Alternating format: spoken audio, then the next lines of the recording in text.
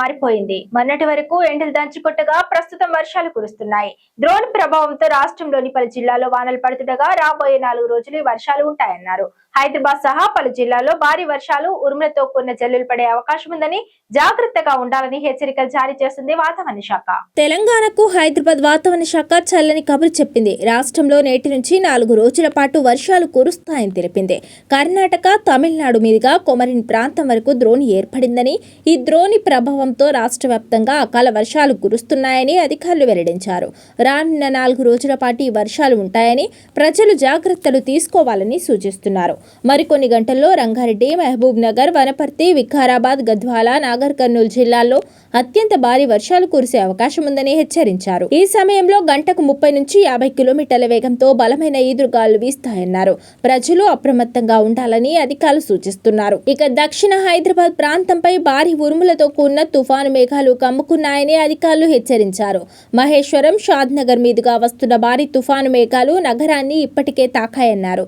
దీని ప్రభావంతో శంషాబాద్, రాజేంద్రనగర్, బహదూర్పుర, కార్వాన్, కాటేదాన్, బార్కాస్, చంద్రాయనగుట్ట, చార్మినార్, ఎల్బీ నగర్, సరూర్ నగర్, వనస్థలిపురం, బండ్లగూడ, జాగిర్ ప్రాంతాల్లో భారీ నుండి అతి భారీ వర్షాలు పడే అవకాశం ఉందన్నారు.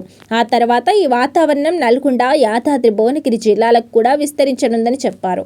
ఇప్పటికే నగర వ్యాప్తంగా జల్లులు కురుస్తున్నాయి. కొన్ని ప్రాంతాల్లో అయితే ఎడతెరిపి లేకుండా రాత్రి నుంచి వర్షం పడుతూనే ఉంది.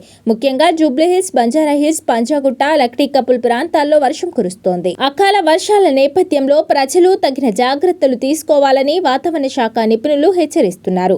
పిడుగులు పడే అవకాశం ఉన్నందున ఉరుములు, మెరుపులు వచ్చే సమయంలో చెట్ల కింద, విద్యుత్ స్తంభాల దగ్గర ఉండకూడదని అంటున్నారు. భారీ గాలుల వల్ల హోర్డింగ్స్, చెట్లు పడిపోయే ప్రమాదం ఉన్నందున అత్యవసరమైతే తప్ప బయటకు రాకపోవడం మంచిదని సూచిస్తున్నారు. కోతకు సిద్ధంగా ఉన్న పంటలు, ఆరబోసిన ధాన్యాల విషయంలో రైతులు తగిన జాగ్రత్తలు తీసుకోవాలని చెబుతున్నారు. ముఖ్యమంత్రి రేవంత్ రెడ్డి, మంత్రులు, కాంగ్రెస్ పార్టీ కీలక నేతలు పదే ఢిల్లీకి వెళ్తుండడంపై శాసనసభ వ్యవహారాల శాఖ మంత్రి దుద్దిల శ్రీధర్ బాబు సంచలన వ్యాఖ్యలు చేశారు. జాతీయ పార్టీగా అధిష్టానం ఎప్పుడు పిలిస్తే అప్పుడు వెళ్లాల్సిందే. ఒకవేళ పిలిచినప్పుడు ఢిల్లీకి వెళ్ళకపోతే మా ఉద్యోగాలు ఊడిపోతాయి, మాకు ఉద్యోగాలు ఎవరిస్తారు అని వ్యాఖ్యానించారు. అసెంబ్లీ మీడియా హాల్లో మంగళవారం ఆయన మీడియాతో చిట్చాట్ చేశారు. ఈ సందర్భంగా మీడియా ప్రతినిధులు అడిగిన పలు ప్రశ్నలకు ఆయన సమాధానమిచ్చారు. పారిశ్రామిక భూముల అమ్మకానికి సంబంధించిన హిల్ట్ పాలసీ అమలును ఇంకా మొదలు పెట్టలేదని తెలిపారు. జగిత్యాల ఎమ్మెల్యే సంజయ్ బీఆర్ఎస్ లో ఉన్నారా, కాంగ్రెస్ లో ఉన్నారా అనే ప్రశ్నకు స్పందిస్తూ ఆయన బీఆర్ఎస్ లోనే ఉన్నట్టు స్పీకర్ తీర్పు ఇచ్చారని, కాంగ్రెస్ చేస్తున్న అభివృద్ధికి ఆకర్షితులై పార్టీతో కలిసి పనిచేస్తున్నారని అన్నారు. 10 ఏళ్ల పాటు తానే ముఖ్యమంత్రినని రేవంత్ రెడ్డి చెప్పుకోవడంపై స్పందిస్తూ సీఎం కుర్చీలో కూర్చున్న వ్యక్తి మరికొంతకాలం ఆ కుర్చీలో కూర్చోవాలనుకోవడం సహజమని, కానీ కాంగ్రెస్ పార్టీలో సీఎం ఎంపిక అధిష్టానం చేతుల్లో ఉంటుందని చెప్పారు. మంత్రివర్గ విస్తరణపై ప్రశ్నించగా తన పదవే ఉంటుందో ఊడుతుందో తెలియదని, అలాంటిది మంత్రివర్గ విస్తరణపై తానేం సమాధానం చెప్తానని వ్యాఖ్యానించారు. దీనిపై అంతా అధిష్టానం చూసుకుంటుందని, తాను ప్రభుత్వంలో ఒక సాధారణ చిన్న మంత్రినని పేర్కొన్నారు. ఇప్పసారాకు సంబంధించి ఎమ్మెల్యే అనిరుద్ రెడ్డి చేసిన ప్రతిపాదన బాగున్నదని, ప్రభుత్వానికి ప్రజలకు మేలు జరిగితే అమలు చేస్తామని తెలిపారు. 2-3 రోజుల్లో అసెంబ్లీ కమిటీలు ఏర్పాటు చేస్తామని, నామినేటెడ్ పోస్టుల భర్తీపై కూడా త్వరలోనే నిర్ణయం తీసుకుంటామని చెప్పారు. సీనియర్ కాంగ్రెస్ నేత జీవన్ రెడ్డి వివాదంపై మంత్రి శ్రీధర్ బాబు స్పందిస్తూ ఆయన మనస్తాపం చెందిన విషయం వాస్తవమని అంగీకరించారు. అందుకు కారణమేమిటో తెలుసుకుని పరిష్కరించాల్సిన బాధ్యత ఏఐసీసీ పెద్దలపై, ఇక్కడ పీసీసీ చీఫ్ మహేష్ కుమార్ గౌడ్ పై ఉన్నదని స్పష్టం చేశారు. జీవన్ రెడ్డి పదవుల కోసం ఇలా చేసే వ్యక్తి కాదని, ఆయన ఫలానా పదవి కావాలని కోరుకుంటే తెచ్చుకునేందుకు 2 నిమిషాలు చాలని వ్యాఖ్యానించారు. జీవన్ రెడ్డి విషయంలో పార్టీ పెద్దగా పీసీసీ చీఫ్ చొరవ తీసుకోవాలని సూచించారు. ఇప్పటికే ఆయనతో మాట్లాడాల్సి ఉండేనని, జీవన్ రెడ్డి కాంగ్రెస్ పార్టీకి పెద్ద అసెట్ అని పేర్కొన్నారు. నాడు కాంగ్రెస్ ప్రతిపక్షంలో ఉన్న సమయంలో శాసన మండలిలో జీవన్ రెడ్డి ఒక్కరే పోరాటం చేశారని గుర్తు చేశారు. బ్రాహ్మణులపై కాంగ్రెస్ ఎమ్మెల్యే మందుల సామిల్ చేసిన వ్యాఖ్యలపై స్పందిస్తూ ఆయన వ్యాఖ్యల్ని ఖండించారు. ఇప్పటికే దీనిపై సామిల్ క్షమాపణ చెప్పారని పేర్కొన్నారు. ఏ వర్గం పైన అలాంటి వ్యాఖ్యలు చేయొద్దని హితవు చెప్పారు. అయితే ఆయన క్షమాపణ చెప్పలేదని, విచారం మాత్రమే వ్యక్తం చేశారని విలేకరులు చెప్పగా, అలా అయితే ఆయన వివరణ ఇవ్వాల్సిన ధర్మం ఉంటుందని, ఇవ్వాలని వ్యాఖ్యానించారు. మందుల సామిల్ క్షమాపణ చెప్పాలని పరోక్షంగా శ్రీధర్ బాబు సూచించారు. 10 మంది ఫిరాయింపు ఎమ్మెల్యేలు కాంగ్రెస్ పార్టీ నుంచి వెళ్లగొట్టాలని కాంగ్రెస్ సీనియర్ నేత మాజీ మంత్రి టి జీవన్ రెడ్డి డిమాండ్ చేశారు. 40 ఏళ్లుగా కాంగ్రెస్ పార్టీలో ఉన్న తాను ఇప్పుడు విడిచిపెట్టే పరిస్థితి వచ్చిందంటే దానికి జగిత్యాల ఎమ్మెల్యే సంజయ్ కుమార్ కారకుడని అందుకు కాంగ్రెస్ అధిష్టానానికి కూడా బాధ్యత ఉన్నదని అన్నారు. మంగళవారం ఆయన జగిత్యాలలోని తన నివాసంలో మీడియాతో మాట్లాడారు. 4 దశాబ్దాలుగా కొనసాగిన పార్టీని విడిపోవాలని ఎవరు అనుకోరని అన్నారు. సంజయ్ కుమార్ అసలు ఏ పార్టీలో ఉన్నారో ఆయనకు తెలుసా అని ప్రశ్నించారు. సంజయ్ బీఆర్ఎస్ ఎమ్మెల్యే అని స్పీకర్ ప్రకటిస్తే సంజయ్ తనతో కలిసి పనిచేస్తానడం ఏంటని నిలదీశారు. ఆయన కాంగ్రెస్ పార్టీలో ఊడమ్స్ వచ్చినట్టు సొచ్చాడని, ఊడమ్స్ వచ్చిన ఇంటిని వదిలిపెట్టక తప్పదని పేర్కొన్నారు. అభివృద్ధి కోసం ముఖ్యమంత్రితో కలిసి పనిచేస్తున్నానని ఎమ్మెల్యే మాటికి అంటున్నారని, ఇది వినడానికి విడ్డూరంగా ఉన్నదని అన్నారు. అభివృద్ధి కోసం కలిసి పనిచేయడం అంటే కాంగ్రెస్ అంతర్గత వ్యవహారాల్లో కల్పించుకోవడం, స్థానిక సంస్థల ఎన్నికల్లో కాంగ్రెస్ అభ్యర్థులను ఎంపిక చేయడం, నామినేటెడ్ పోస్టుల భర్తీలో వేలు పెట్టడమా అని ప్రశ్నించారు. తాను ఎమ్మెల్యేగా గెలిచినా గెలవకపోయినా ప్రజా సంక్షేమం కోసం, జగిత్యాల అభివృద్ధి కోసం పనిచేసినట్టు తెలిపారు. ప్రతిపక్షంలో ఉన్న సమయంలో ప్రజా గొంతుకను వినిపించినట్టు చెప్పారు. 2014లో ప్రతిపక్ష ఎమ్మెల్యేగా ఉన్నప్పటికీ అప్పటికి సీఎం కేసీఆర్ ను ఒప్పించి బోర్నపల్లి వంతెనకు 70 కోట్ల రూపాయలు మంజూరు చేయించిన విషయాన్ని గుర్తు చేశారు. పార్టీ అధిష్టానం కలగజేసుకుంటే రాజీనామా యోచనను విరమించుకుంటారా అని విలేకరులు అడగ్గా జగిత్యాలలో ఉత్పన్నమైన సమస్యకు పరిష్కారం కనిపించడం లేదని అన్నారు. ఏం చేస్తే పార్టీ నుంచి వెళ్లకుండా ఉంటారని విలేకరులు అడిగిన మరో ప్రశ్నకు సమాధానంగా రాష్ట్రంలో బీఆర్ఎస్ నుంచి గెలిచిన 10 మంది ఎమ్మెల్యేలు కాంగ్రెస్ పార్టీలో చేరారని, వారందరికీ పార్టీతో సంబంధం లేదని ప్రకటించడంతో పాటు వారికి పార్టీ కార్యకలాపాల్లో భాగం లేకుండా చూడాలని కోరారు. పీసీసీ అధ్యక్షుడిగా ఉన్న రేవంత్ రెడ్డి సీఎం అయ్యారు. కాంగ్రెస్ ఫ్లోర్ లీడర్ గా ఉన్న బట్టి విక్రమార్క ఉప ముఖ్యమంత్రి అయ్యారని తెలిపారు. కాంగ్రెస్ గవర్నమెంట్ ఏర్పడిన సమయంలో ఎమ్మెల్సీగా ఉన్న తనకు 20 నెలల గడువు ఉన్నదని, ఏకైక ఎమ్మెల్సీగా పనిచేస్తున్న తనకు మంత్రి పదవి పొందేందుకు అర్హత లేదా అని ప్రశ్నించారు. పదవులు వచ్చినా రాకపోయినా ఆత్మగౌరవం ప్రతి ఒక్కరికి దక్కాల్సిందేనని స్పష్టం చేశారు. కార్యకర్తలు, నాయకులు, అనుచరులతో చర్చలు జరుపుతున్నారని, శ్రీరామనవమి తర్వాత సమావేశం ఏర్పాటు చేసి కాంగ్రెస్ పార్టీని వీడే అంశంపై స్పష్టత ఇస్తానని తెలిపారు. పార్టీ వీడేట పరిస్థితి ఏర్పడటం నాకెంత బాధాకరం అని చెప్పారంటే 4 దశాబ్దాల అనుబంధాన్ని తెంచుకోవటం మామూలు విషయం కాదు కదనే. ఎంత సఫకేషన్ ఉంటే, ఎంత హ్యూమిలియేషన్ ఉంటే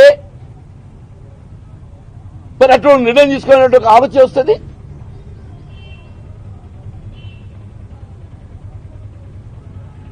చేసేదంతా చేసుకుంటా మళ్ళీ ఏదో శ్రీరంగ నీతులు చెప్పినట్టు మాట్లాడితే ఆశ్చర్యం కలుగుతుందని చెప్పంటాను నేను. శాసన మండలిలో సభ్యులు కాని వారి పేర్లను సభలో ప్రస్తావించడం సభా సంప్రదాయం కాదని మండలి చైర్మన్ గుత్తా సుఖేందర్ రెడ్డి స్పష్టం చేశారు. మంగళవారం మండలిలో గవర్నర్ ప్రసంగానికి ధన్యవాదాలు తెలిపే చర్చ సందర్భంగా TPCC chief MLC Mahesh Kumar Goud, BRS అధినేత కేసీఆర్, కార్యనిర్వాహక అధ్యక్షుడు కేటీఆర్ పేర్లను ప్రస్తావించారు. మంగళవారం మండలిలో గవర్నర్ ప్రసంగానికి ధన్యవాదాలు తెలిపే చర్చ సందర్భంగా TPCC chief MLC Mahesh Kumar Goud, BRS అధినేత కేసీఆర్, కార్యనిర్వాహక అధ్యక్షుడు కేటీఆర్ పేర్లను ప్రస్తావించారు. డ్రగ్స్ పరీక్షలు నిర్వహించేందుకు తాను సీఎం రేవంత్ రెడ్డిని తీసుకొస్తానని, బీఆర్ఎస్ సభ్యులు కూడా ప్రతిపక్ష నేత కేసీఆర్, కేటీఆర్ టెస్టులకు తీసుకురావాలని మాట్లాడారు. మహేష్ కుమార్ గౌడ్ వ్యాఖ్యలపై బీఆర్ఎస్ సభ్యులు తీవ్ర అభ్యంతరం వ్యక్తం చేశారు. దీంతో మండలి చైర్మన్ గుత్తా సుఖేందర్ రెడ్డి స్పందించి 2.5 ఏళ్లుగా అసెంబ్లీ ప్రాంగణంలో మండలి సమావేశాలు నిర్వహించాలని కోరుకుంటున్నామని, ఇప్పటికీ అది నెరవేరిందని తెలిపారు. అదే స్ఫూర్తితో మండలిలో అర్థవంతమైన చర్చలు చేపట్టి ఆదర్శంగా నిలిచేలా సభ్యులు వ్యవహరించాలని సూచించారు. సభలో సభ్యులు కాని వారి గురించి, సభలో లేని వ్యక్తులపై విమర్శలు చేయడం, ఆరోపణలు చేయడం సభా సంప్రదాయం కాదని సూచించారు. అసెంబ్లీ ప్రాంగణంలో నూతనంగా ప్రారంభించిన మండలి కొత్త భవనంలో మంగళవారం తొలి రోజు సమావేశాల సందర్భంగా జర్నలిస్టులు, అధికారులు తీవ్ర అసౌకర్యానికి గురయ్యారు. కొత్త భవనంలోని మొదటి ఫ్లోర్లో జర్నలిస్టుల గ్యాలరీ ఏర్పాటు చేశారు. ఈ గ్యాలరీ నుంచి జర్నలిస్టులు సభలో జరిగే చర్చకు సంబంధించిన వ్యవహారాలను రిపోర్ట్ చేస్తారు. అయితే సభలో సభ్యుల మధ్య జరిగే చర్చ మొదటి ఫ్లోర్లో ఉన్న జర్నలిస్టులకు వినిపించడం లేదు. దీంతో గ్యాలరీలోని జర్నలిస్టులు తమ ఎదురుగా ఉన్న టీవీల్లో చూసి వార్త సేకరించాల్సి వస్తుంది. దీంతో సమస్యపై స్పందించిన ఆయన త్వరలోనే పరిష్కరిస్తామని హామీ ఇచ్చారు. మాజీ మంత్రి జీవన్ రెడ్డి కాంగ్రెస్ ను వీడడం దాదాపు ఖాయమైంది. ఆయన బీఆర్ఎస్ పార్టీలో చేరుతున్నట్లు ప్రచారం జరుగుతుంది.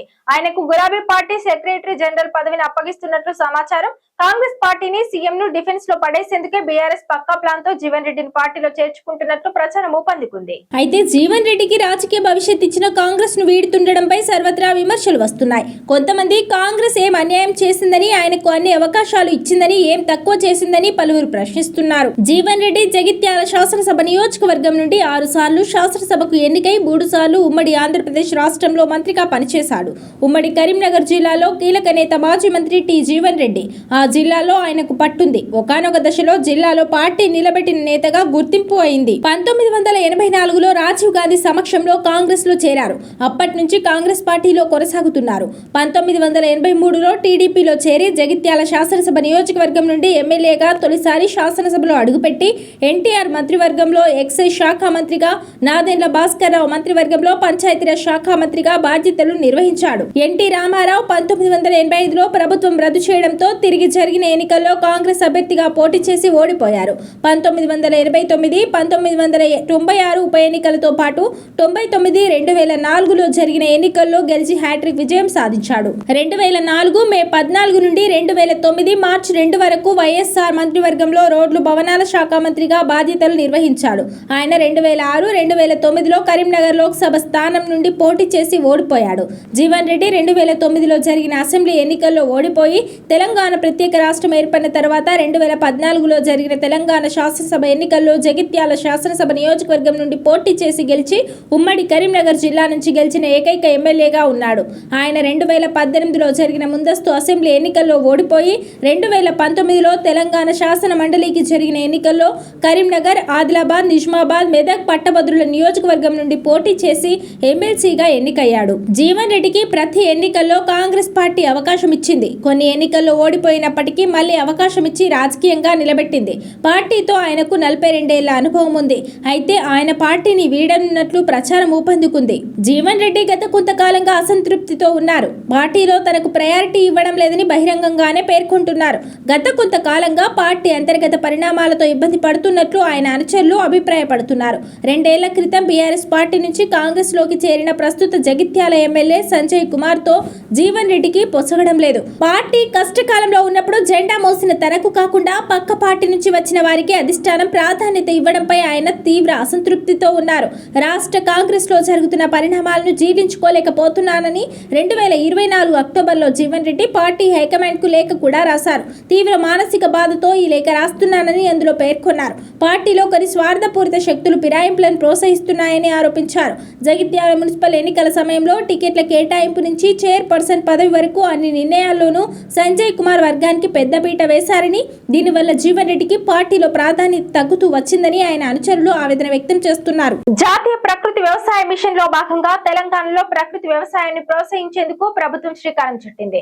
సచివాలయ ప్రాంగణం నుంచి నిర్వహించిన రైతు నేస్తం వీడియో కాన్ఫరెన్స్ 86వ ఎపిసోడ్ లో వ్యవసాయ శాఖ మంత్రి తుమ్మల నాగేశ్వరరావు పాల్గొని రంగారెడ్డి జిల్లాకు చెందిన రైతులకు ప్రత్యేక ఫార్మర్ కిట్లను అందజేసి కార్యక్రమాన్ని ప్రారంభించారు. ఈ సందర్భంగా తుమ్మల మాట్లాడారు. ప్రకృతి వ్యవసాయమే శ్రీరామ రక్ష అన్నారు. రసాయన ఎరువులు, పురుగు మందులు మితిమీరిన వాడకంతో మానవ ఆరోగ్యం దెబ్బతినడమే కాకుండా క్యాన్సర్ వంటి వ్యాధులు ప్రబలుతున్నాయని ఆవేదన వ్యక్తం చేశారు. భూగర్భ జలాలు, వాతావరణం కలుషితమవుతున్న తరుణంలో మన పూర్వీకులు ఆచరించిన ప్రకృతి వ్యవసాయ పద్ధతులే రైతులకు, సమాజానికి క్షేమకరమని పేర్కొన్నారు. రాష్ట్ర వ్యాప్తంగా 489 క్లస్టర్లను గుర్తించి ఒక్కో క్లస్టర్ నుండి 125 మంది చొప్పున మొత్తం 61,125 మంది రైతులను ఈ పథకం కోసం ఎంపిక చేసి ఫార్మర్ కిట్లను అందజేశారు.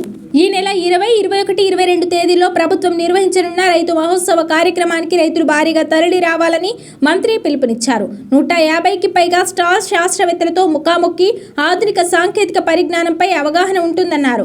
22న యాసంగి సీజన్ రైతు భరోసా నిధుల జమ కార్యక్రమంను సీఎం రేవంత్ రెడ్డి ప్రారంభిస్తున్నట్టు వెల్లడించారు. రైతులు ఆధునిక సాంకేతికను అందిపుచ్చుకొని పెట్టుబడి ఖర్చులను తగ్గించుకుంటూ అధిక ఆదాయాన్ని గడించాలని మంత్రి ఆకాంక్షించారు. రైతాంగ సోదరీమణులందరికీ తెలంగాణ ప్రభుత్వం రేవంత్ రెడ్డి గారి ఆధ్వర్యంలో ఉగాది నుండి జరుగుతున్నటువంటి రైతు మహోత్సవంలో సిద్దిపేట జిల్లా నంగనూరు మండలం నెరమెట్ట గ్రామంలో ఆయిల్ ఫామ్ ఫ్యాక్టరీ ప్రారంభోత్సవ సందర్భంగా ఈ రాష్ట్ర రైతాంగానికి సాంకేతికపరమైనటువంటి అవగాహన, వ్యవసాయంలో నూతన పద్ధతులు, తీసుకోవాల్సినటువంటి జాగ్రత్తల మీద అవగాహన సదస్సులతో పాటు రైతుల యొక్క సందేహాలకి సమాధానాలతో పాటు అన్ని రకాల వ్యవసాయ పనిముట్ల యొక్క ప్రదర్శన, అదేవిధంగా అనుబంధ రంగాలైనటువంటి పశుసంవర్ధక శాఖకు సంబంధించినటువంటి స్టాల్స్ సుమారు 150 స్టాల్స్ ని వ్యవసాయ శాఖ ఆనాడు ఏర్పాటు చేస్తుంది. కాబట్టి 20, 21, 22 తారీఖుల్లో రాష్ట్ర రైతాంగం మొత్తం సిద్దిపేట జిల్లా నరిమెట్టకి విచ్చేసి ఈ రైతు ప్రదర్శనని, ఈ రైతు మహోత్సవాన్ని విజయవంతం చేయాలని చెప్పి రాష్ట్ర రైతాంగాన్ని కోరుతున్నాం. అదేవిధంగా ఆయిల్ ఫామ్ ఫ్యాక్టరీ ప్రారంభం. ఇది ఇవాల్టి బులెటిన్. మరో బులెటిన్ లో మళ్ళీ కలుద్దాం. Stay on TS24 news.